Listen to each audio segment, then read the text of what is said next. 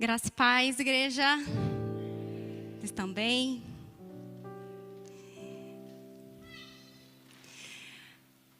Para quem não me conhece, né? Eu sou a Tamires, esposa do Cadu, né? Meu Ricardo e Cadu para vocês, né?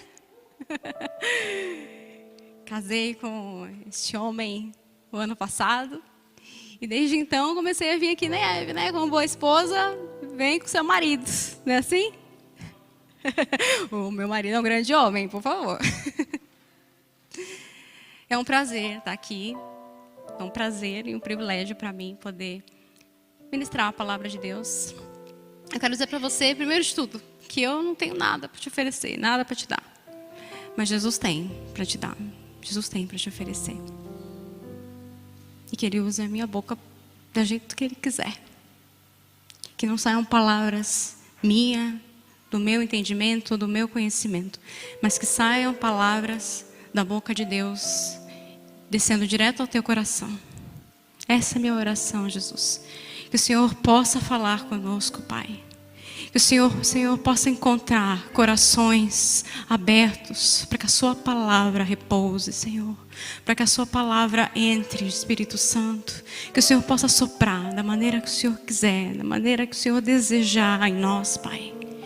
E nos dá o fôlego da vida, de uma vida eterna. É o que eu te peço, em nome de Jesus. Amém. O ano de 2020, o ano passado, foi um ano bem turbulento para a gente, não é não? É ou não é? Foi uma sacudida daquelas, e olha que ainda estamos meio sacudidos, né? A pandemia do Covid entrou no nosso meio, no mundo inteiro, colocando a fragilidade humana e a incompetência humana em xeque. Escancarou a nossa incapacidade de lidar com algumas coisas, de lidar com uma doença que ninguém conseguia resolver o problema, não é? De um lado tinha cientistas com todos os seus conhecimentos técnicos, ciência, e não conseguia a cura. Do outro, a gente tinha um problema de economia, com vários economistas com seus estudos, séculos de estudos, de ciência e economia, mas ninguém conseguia conter o coronavírus. Foi uma sacudida que empurrou a nossa vida de uma forma a viver totalmente diferente, não é? A gente teve que aprender a viver de uma forma que a gente nunca tinha imaginado viver, não é? Aprender a trabalhar de casa, quem trabalhava no escritório vai para casa e arruma um jeitinho na sua casa, não é? Aprender tudo novo. Aprender a se relacionar com as pessoas de outra forma, de forma distante. Uma vida nova, que a gente foi empurrado para ela. Literalmente empurrado. É assim. Ou é assim, ou você não vive. Não é? Ou é assim, ou você não trabalha. Ou é assim, ou você não se relaciona. O jeito é esse. E a pandemia ela não afetou a minha vida, o Covid não afetou diretamente a minha vida em particular, porque a doença não entrou na minha casa, graças a Deus. Mas afetou de outras maneiras. Alguns de vocês sabem. O ano passado, era o nosso casamento em abril, foi no meio da pandemia. Eu fiquei um ano inteiro preparando meu casamento, detalhe por detalhe do meu casamento. Cada coisa. Uma dedicação ferrenha, intensa que eu tive. Era o meu casamento, né? Era o meu sonho. Quando você tem um sonho, você se dedica ardentemente, intensamente. E aí faltou 10 dias para o meu casamento, me ligaram e falaram assim, não vai ter casamento não. Está proibido. Uma sacudida daquelas. Como assim?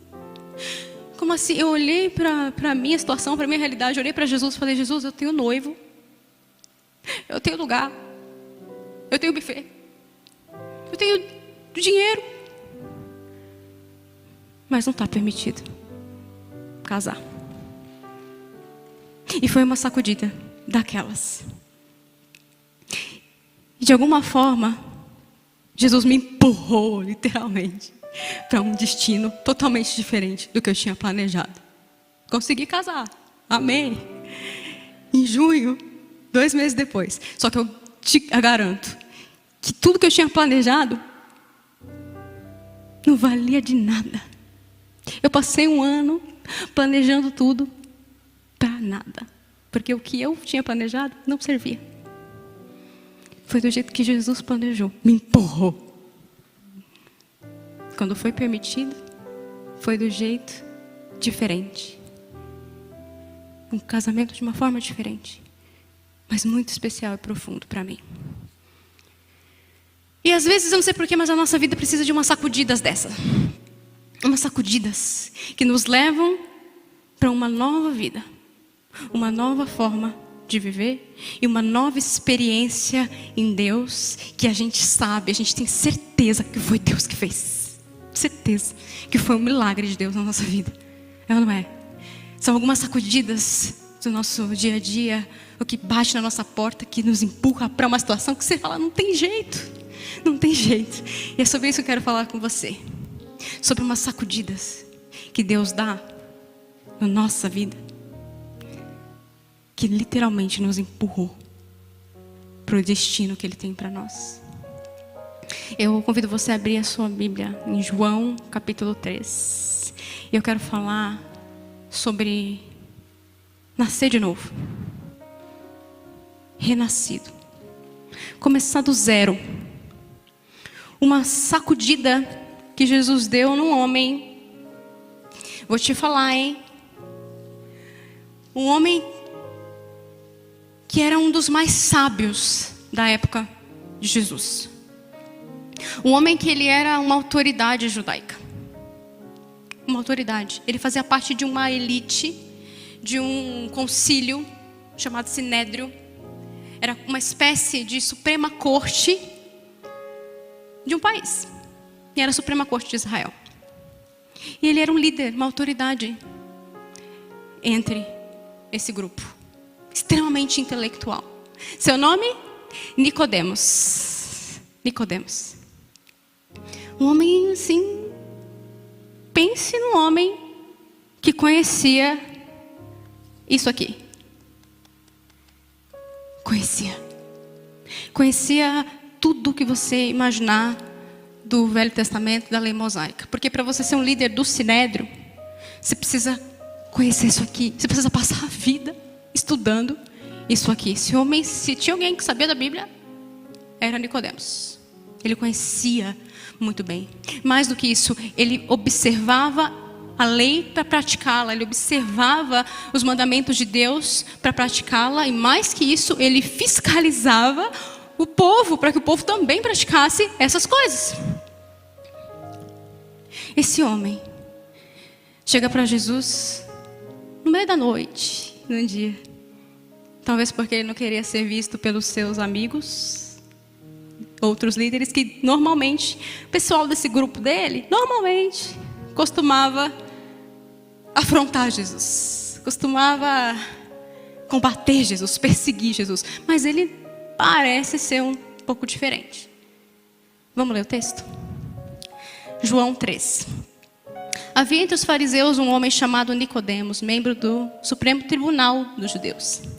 Ele de noite procurou Jesus e lhe disse: Rabi, sabemos que és mestre, vindo da parte de Deus, porque ninguém pode fazer essas coisas que você realiza se Deus não estiver com ele. Jesus respondendo-lhe declarou: em verdade te asseguro, que se alguém não nascer de novo, não pode entrar no reino de Deus. Nicodemos questionou: como pode um homem nascer sendo velho? Como pode ele voltar pela segunda vez ao ventre da sua mãe? Respondeu Jesus: em verdade eu te digo que quem não nascer da água e do Espírito não pode entrar no reino de Deus. O que é nascido da carne é carne, mas o que é nascido do Espírito é Espírito. Não se surpreenda pelo que eu te disse. Você deve nascer de novo. Até aqui, depois a gente continua. Nicodemos, esse homem, ele vem para Jesus. E olha que interessante, ele se aproxima de Jesus e fala assim: Rabi, mestre. Ele chama Jesus de mestre. Eu reconheço que tu és um homem de Deus. Se vê a quilômetros de distância que tu és alguém de Deus, um homem de Deus, um homem tremendo de Deus. Se nota pelas coisas que você faz, pelos esses milagres que você faz, só sendo de Deus.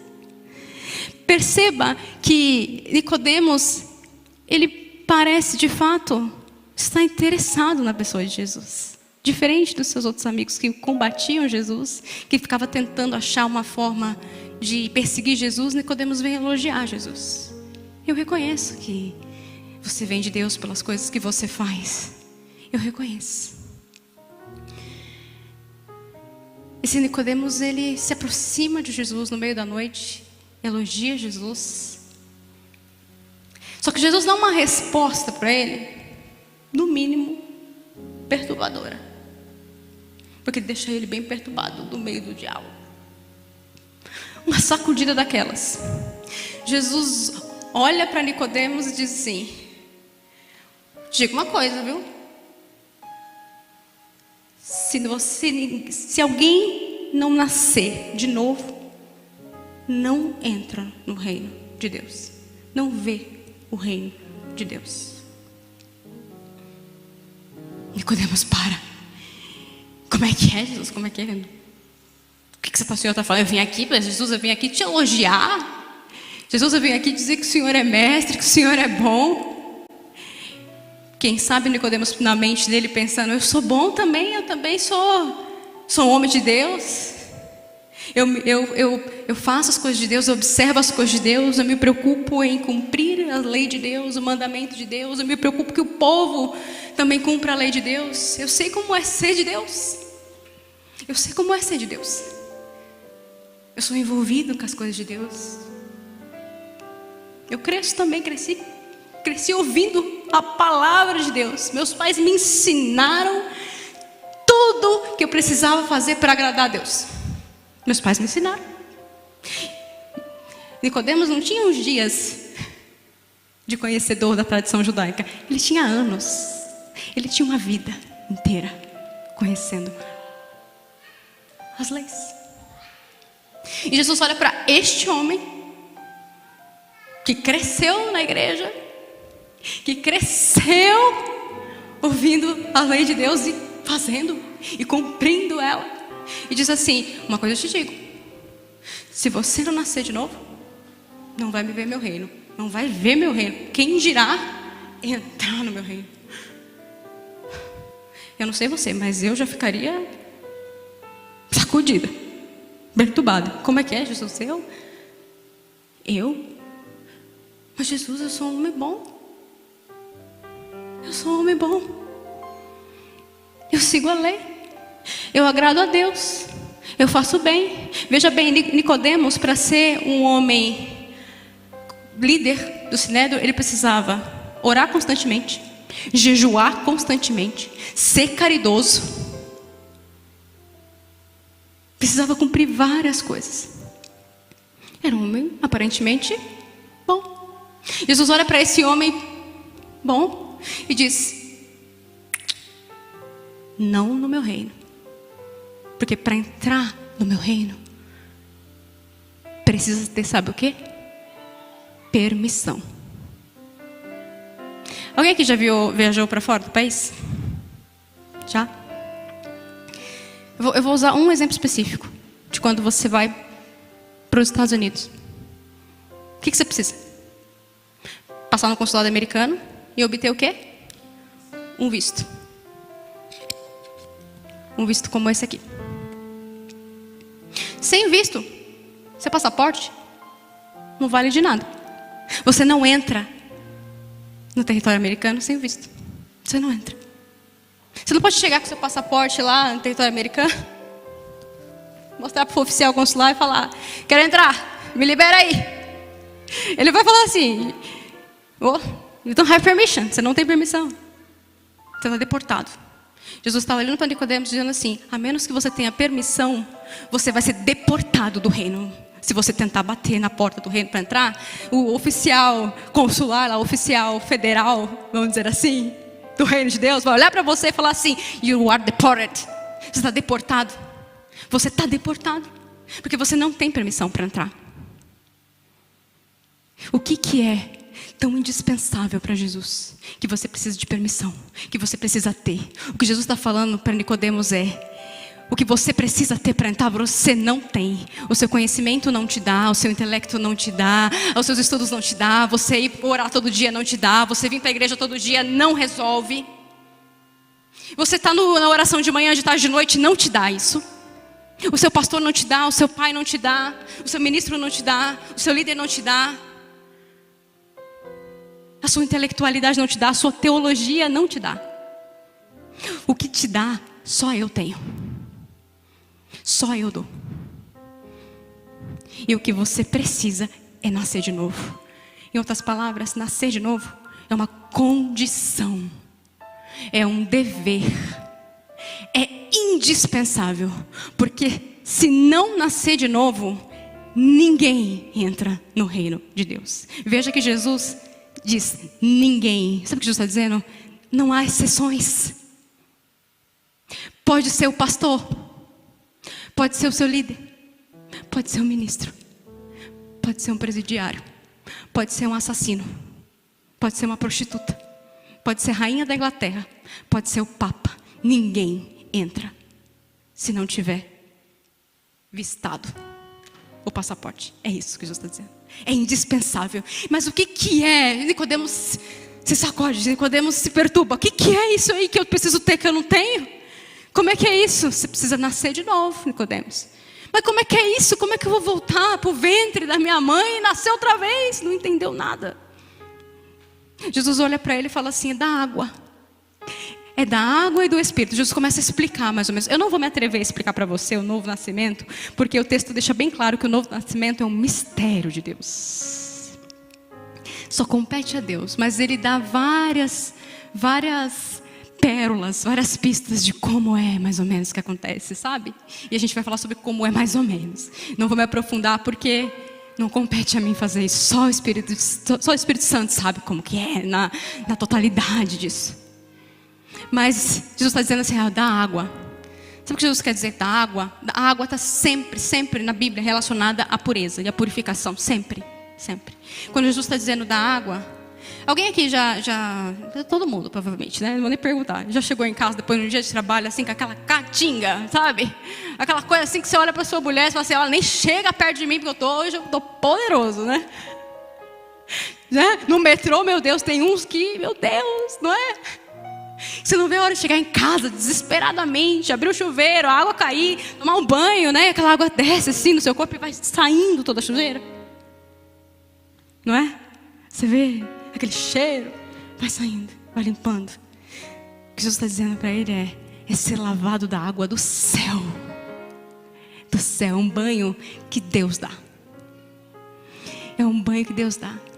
Novo nascimento. Sabe o que significa a palavra novo nascimento? Do hebraico original significa nascer do alto. Ou seja, é algo que é do céu para a terra. É de cima para baixo, vem de Deus. Não é nosso, dos homens. Do grego significa kainos do grego. Que significa algo inédito, algo novo, nunca visto antes. E a palavra nascer de novo, renascido, está relacionado diretamente à palavra, é sinônimo da palavra regenerado, que significa reconstruído. Em outras palavras, significa é uma reconstrução totalmente nova, totalmente diferente, inédita, nunca vista antes. Isso é o novo nascimento. E ele acontece através da água. Começa primeiro com uma limpeza, um banho do céu que desce sobre você e lava a sua sujeira. Sabe por quê? Tem que ser do céu em você, porque você não pode se regenerar. O homem não se regenera. O homem não se limpa porque o homem é impuro. O homem é sujo. O homem é mau. A maldade não se limpa, certo? Você não se regenera a si próprio. Você precisa de alguém puro para regenerar você. Esse alguém puro vem do céu. Vem do céu, certo? Tem que nascer do Espírito. Olha o texto que Espírito está com letra maiúscula. Toda vez que você vê Espírito com letra maiúscula, é o Espírito de Deus, é o Espírito Santo. Em outras palavras, está dizendo assim, você precisa nascer de Deus. Nascer de Deus. João 1, 12, 13. Contudo, aos que o receberam e nele creram, deu-lhes o direito de se tornarem filhos de Deus, os quais não nasceram da vontade do homem, não nasceram da vontade da carne, mas nasceram da vontade de Deus. Nasceram de Deus.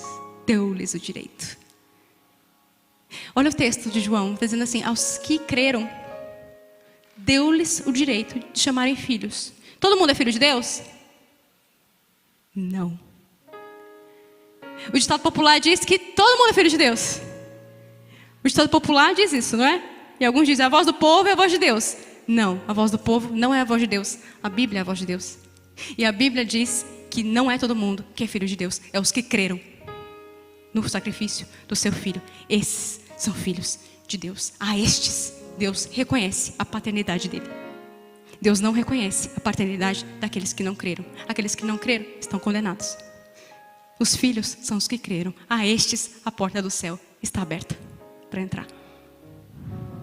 Estes entram no reino, os filhos, os nascidos de Deus, os regenerados por Deus, os limpos por Deus, eles entram. Tem muita gente boa, como Nicodemos, muita gente boa, que faz coisas boas até, que se esforça, que se dedica arduamente para as coisas de Deus. Mas a menos que eles sejam lavados pelo sangue do Cordeiro, que eles sejam lavados pela água de Deus, eles não vão entrar. Não vão entrar. É isso que Jesus está dizendo. A menos que você seja lavado, não importa o que você faz, não importa o que você tenha, não importa os amigos que você tem, os recursos que você tem, que você é filho de pastor, de ministro, do que é que você tiver aí, não interessa se você não tiver o mais importante. Paulo vai dizer isso. Paulo vai dizer isso quando ele diz: se é circunciso, se não é, né? O que quer dizer, se segue a lei, se não segue, se pratica, se não pratica, se é judeu, se é gentil, não importa. O que importa é ser uma nova criação. O que importa é nascer de novo, porque é isso que vai fazer você entrar no reino. É isso que você ser empurrado para o reino. Se não for isso, você não entra. É da água e do Espírito. E aí Nicodemos se desespera. Como é que é isso? Não estou entendendo nada. O homem natural não consegue entender. Não estou entendendo nada. Como é isso? E aí ele vai dizer: é como o vento. Ele sopra onde quer. Você não sabe de onde vem, você não sabe para onde vai. Você ouve o seu barulho, você vê a sua manifestação, mas você não pode controlar. Sabe o que Jesus está dizendo? O ser humano não pode controlar o mover do Espírito Santo de Deus. Não pode controlar isso. Não pode produzir. Eu pulei um verso que ele diz: o que é nascido da carne é carne, o que é nascido do Espírito é Espírito. Sabe o que Jesus quer dizer? Veja bem, o que é nascido da carne produz coisas da carne, produz coisas humanas. Nós podemos reproduzir a vida humana, não podemos? Podemos ter filhos, reproduzir a vida humana e dar uma vida temporária, não é? Temporária. Mas o Espírito de Deus é o único que consegue dar a vida eterna. É o único que dá a vida eterna. É só o Espírito. O homem não produz a vida eterna. Eu posso falar da vida eterna. Eu posso passar a noite inteira pregando para você da vida eterna. Eu posso passar a noite inteira falando do mover do Espírito Santo, da grandeza, do poder dele. Eu posso passar a noite falando disso, mas eu não posso te dar o Espírito Santo, produzir isso. Eu não posso fazer isso. Eu não posso, porque isso é um milagre de Deus. É o Espírito Santo. Ele sopra onde ele quer, da maneira que ele quer, em quem ele quer e dá vida para quem ele quer. Eu não controlo isso. Eu não posso produzir isso. Não é da competência humana produzir isso. Eu não produzo salvação para ninguém. Veja bem, eu não posso dar salvação para você. Seu pai não te dá. Nosso pastor não dá salvação para ninguém. Ele pode vir aqui pregar todos os dias, todos os domingos, mas ele não dá salvação para ninguém. Só Deus dá. Só o Espírito dá. E ele dá e sopra aonde quer. Ninguém controla ele. Ele tem o domínio. Ele tem o controle. Nós não. Nós não podemos fazer isso. E aí Jesus vem com uma coisa fantástica, que eu nunca tinha, eu reconheço aqui, eu estou falando, nunca tinha parado para prestar atenção nesse texto, nessa parte, no verso 14. Jesus, sabe o que ele faz? Ele prega o evangelho para Nicodemos. Ele prega o evangelho. Por que será que Jesus para pregar o evangelho para Nicodemos? Já prestou atenção? Por que será que Jesus para? Porque de alguma forma o nascer de novo, o renascer, está relacionado a como você vê Jesus. Está relacionado ao que você crê. Está relacionado ao ouvir a palavra de Deus, a ouvir o evangelho. Porque é por meio do ouvir a palavra de Deus que o Espírito se move e sopra em você, te fazendo coparticipante da natureza de Deus, é que vai dizer 2 Pedro, acho que 1 ao 3. Natureza de Deus. para o Espírito Santo se implantar em você, soprar em você e dar vida em você, você precisa ouvir a palavra. E é isso que compete a nós como igreja, pregar a palavra. A gente não pode dar salvação para ninguém, a gente não pode produzir nada, mas a gente pode pregar a palavra para que o Espírito Santo se mova e produza a salvação na vida dos homens. Jesus fala assim como Moisés levantou a serpente no deserto, verso 14, desse mesmo modo é necessário que o Filho do Homem seja levantado, para que todo aquele que nele crê não pereça, mas tenha vida eterna, porque Deus amou o mundo de tal maneira que deu seu Filho unigênito para todo aquele que nele crê não pereça, vida eterna. Portanto, Deus enviou o seu Filho, não para condenar o mundo, mas para que o mundo fosse salvo por ele. Quem crê nele não é condenado, mas quem não crê já está condenado. Jesus prega o evangelho, a gente conhece essas palavras, não conhece? Conhece. Jesus prega para Nicodemos e diz assim, conecta a mente dele direto com aquilo que ele está acostumado. Lembra que Nicodemos é um homem expert na lei mosaica. Ele conhece a história do povo dele. Jesus começa pregando o evangelho para ele, sabe como? Com a história do povo dele. É como a serpente levantada no deserto. Sabe o que aconteceu no deserto? O povo desobedeceu a Deus. A praga da serpente foi enviada e estava matando o povo envenenado. O povo estava morrendo. O povo começa a clamar para Moisés, faz alguma coisa. Deus olha para Moisés e fala assim, levanta uma estátua de uma serpente e todo aquele que olhar para ela é salvo, não morre. Jesus está dizendo, eu sou como uma serpente no deserto. É necessário que eu seja levantado para que todo aquele que em mim crê, que olhar para mim, não morra, mas tenha vida, mas renasça, mas tenha o meu espírito, tenha a vida eterna e entre no reino. Deus amou o mundo, porque Deus amou o mundo. Veja só, veja o que Deus amou. Deus amou o mundo. Deus amou pessoas, sabe como quem? Pessoas como Hitler. Deus amou pessoas como Stalin. Deus amou pedófilos. Deus amou terroristas islâmicos. Deus amou essas pessoas. Deus não amou como eu e você ama. O seu pai, a sua mãe, o seu marido. As pessoas que não te fazem mal. Deus amou essas pessoas. Que nem a gente tem repugnância, não é? Deus amou essas pessoas. Que deu o seu filho. Ele deu o seu filho. Mais que isso. Ele encarnou através do filho. E morreu por essas pessoas. Para que elas não morram envenenadas pelo pecado, mas herdem vida eterna. Sabe o que Deus fez?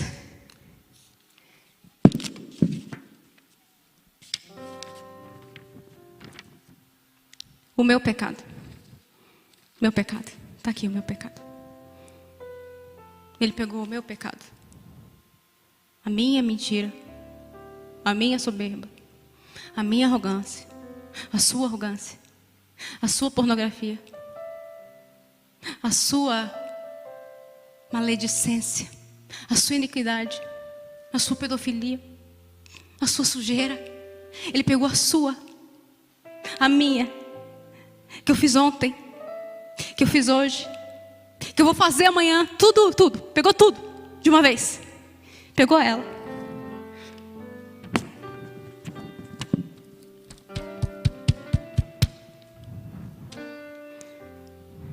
Pegou essa sujeira nossa. Despencou ali. Em quem? Em Jesus. Despencou em Jesus a minha sujeira. A sua ira. E puniu no Filho.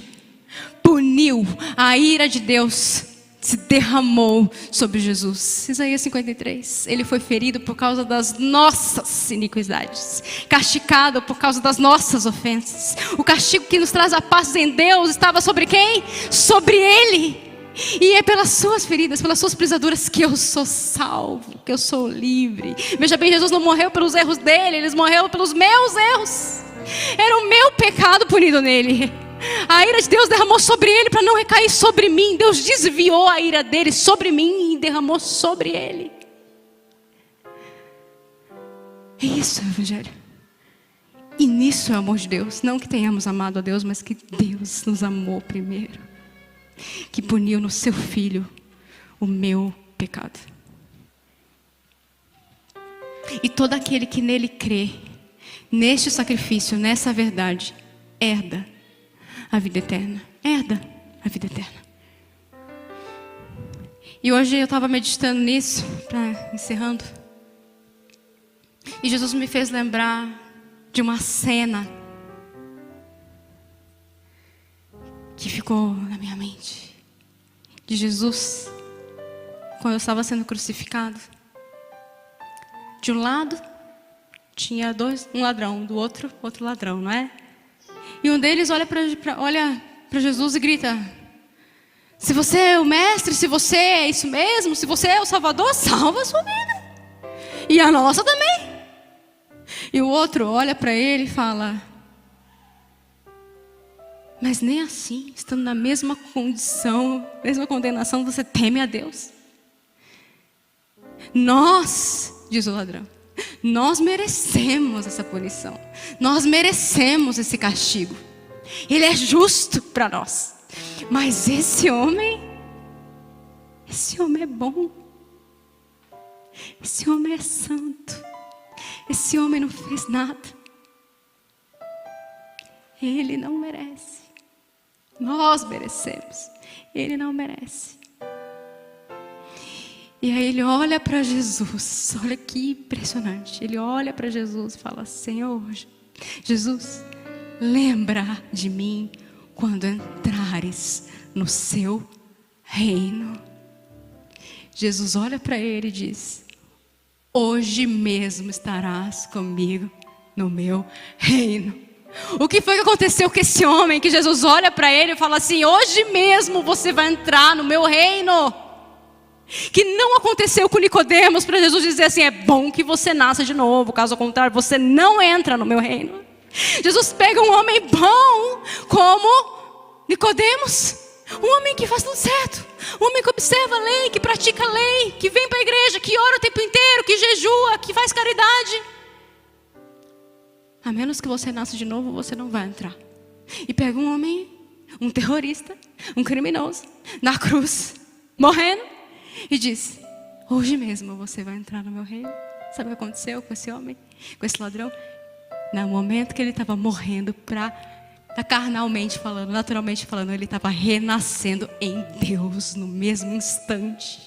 Isso é o espelho do que é renascer, é morrer para o mundo, e nascer em Deus. Na cruz, naquele momento, estava escancarado o que é renascimento, o que é renascer.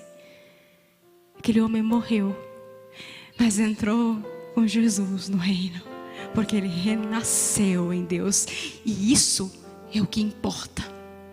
Nascer de novo.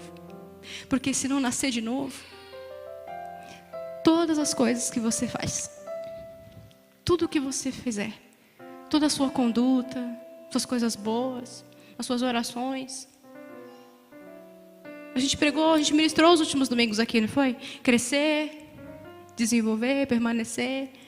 O Tiago falou uma coisa que ficou na minha mente da última vez no permanecer, que ele falou assim: se não for nele, lembra que ele até estava colocando aqui, eu não vou me atrever a colocar não, porque eu sou meio desastrada, mas se não for nele, você vai só produzir, não foi isso? Só produzir, não serve de nada, se não for nele. Não serve de nada você crescer com o quê? Você pode se envolver com a igreja, com a religião, com uma tradição. Não serve de nada. Permanecer, se não for antes de tudo nascer dele, você não cresce nele, não desenvolve nele, não envolve com ele, não permanece nele, se antes de tudo você não nascer dele.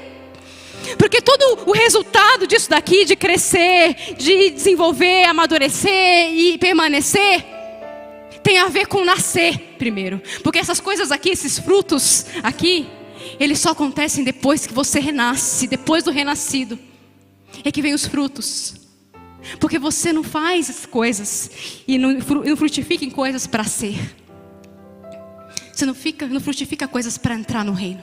Você frutifica nas coisas porque você já está no reino, dentro do reino. Você frutifica em todas essas coisas porque você já nasceu de Deus, você já é filho de Deus. Você não faz e frutifica para ser filho, você é filho. E essa é a diferença do renascido. Ele produz coisas boas, claro que sim, o fruto do Espírito está em nós. As boas sementes, a divina semente, a natureza de Deus se implantou em mim através do Espírito Santo. E hoje eu produzo coisas boas, claro que sim. E o texto vai dizer lá no verso 22, 20 e 21: pois todo aquele que pratica o mal não vem para a luz, porque tem medo que as suas obras sejam expostas. Mas quem pratica a verdade, esse vem para a luz, para que as suas obras sejam expostas e manifestadas, que são realizadas por intermédio de quem? De Deus, está dizendo o texto. Essas obras, elas são expostas e manifestadas porque é Deus em você. Veja, por intermédio de Deus, isso significa que você já está em Deus, que Ele já está em você. E tudo isso se frutifica e se manifesta porque você já é filho. Você não quer ser filho, você é filho. Você não quer entrar no reino, você está no reino. Você está no reino. E essa é a grande diferença de um renascido. Não se faz coisas para ser, se faz coisas porque é. Não se vem aqui, se envolve, se frutifica, se desenvolve para ser alguma coisa, ou para ter alguma coisa, ou para dizer: Jesus, carimba aqui para eu entrar. Carimba aqui. Esse carimbo, homem nenhum te dá, nem você mesmo. Só Deus, só o seu Espírito, através de nós. E isso, eu fiquei um mês estudando para falar. Eu vou finalizar, porque caso você não tenha entendido o que eu falei, ou se eu falei mal, ou se não foi claro, eu escrevi. Rapidamente, eu vou ler o que eu escrevi para você. As portas do reino. No reino de Deus só entra se nascer de novo. As portas do céu estão escancaradas para os renascidos, mas totalmente trancadas para os não regenerados. No reino de Deus só há espaço para gente que ouviu a voz ecoar através da cruz: arrependam-se. E viu o tamanho do buraco onde estava e da grandeza do perdão que recebeu. Gente que sabe que qualquer coisa boa que sai das nossas mãos humanas não passam de trapos imundos diante da perfeição do Filho de Deus. Gente que, como ladrão na cruz ao lado de Jesus, só consegue dizer: eu mereço, é isso. Eu mereço essa punição. Eu mereço, mas esse homem não, esse homem é bom. Esse homem é santo, esse homem é justo. Ah, Jesus, lembra-te de mim quando entrares no seu reino. E ali mesmo, morrendo para o mundo, renasce uma nova criação em Deus. Abriram-se as portas para aquele que creu nessa mensagem da salvação do Messias Jesus, Filho de Deus, o Salvador, que como a serpente no deserto foi levantado, extraindo igualmente o veneno mortal do pecado de nossas veias. Todo aquele que para ele olha não morre, mas renasce em Deus para uma vida eterna, regenerada, reconstruída, lavada pela água do céu, participante da natureza divina. 2 Pedro 1:3. É o DNA de Deus penetrando no meu ser. É Deus passeando em cada célula, cada átomo, oxigênio, hidrogênio. É o cumprimento da revelação de Ezequiel. E vos darei um novo espírito e colocarei sobre vós. E darei um novo coração a vocês. Ezequiel 36. Olha isso, se não são os ossos secos voltando a viver. É um milagre que, como vento, por um soprar indomável, fez o Espírito do Altíssimo habitar em mim. E agora nada é mais igual, o ar é outro, é diferente à luz do sol. E que todos vejam, e que todos olhem o que Ele fez comigo. Antes eu era morto, olha eu agora aqui, renascido. E Ele ainda me deu veste de filho. E nada mais, jamais vai tirá-lo de dentro de mim. Nem os anjos, potestades, o presente, o porvir poderá separá-lo de mim, porque foi Ele que soprou aqui. E Ele sopra onde quer e quis soprar em mim. Porque pelas portas do céu não entram pessoas boas, entram pessoas crentes na bondade de Deus revelada em seu Filho Jesus Cristo, o Salvador, que torna nova todas as coisas, incluindo a mim, incluindo a você. Todas as coisas foram feitas diferentes agora para os renascidos. E talvez você esperava uma mensagem mais motivadora, mas essa foi bem desesperadora, não é? Mas é desesperador pregar o Evangelho, porque só isso, só a pregação desse sacrifício de Jesus, que vai literalmente empurrar esses pecadores para dentro do reino. Pelo amor de Deus, prega isso. Empurra seu pai, sua mãe, seus amigos, empurra eles para dentro das portas do reino. Empurrem pela mensagem do Evangelho, porque essa é a voz de Deus, que é indispensável. Amém?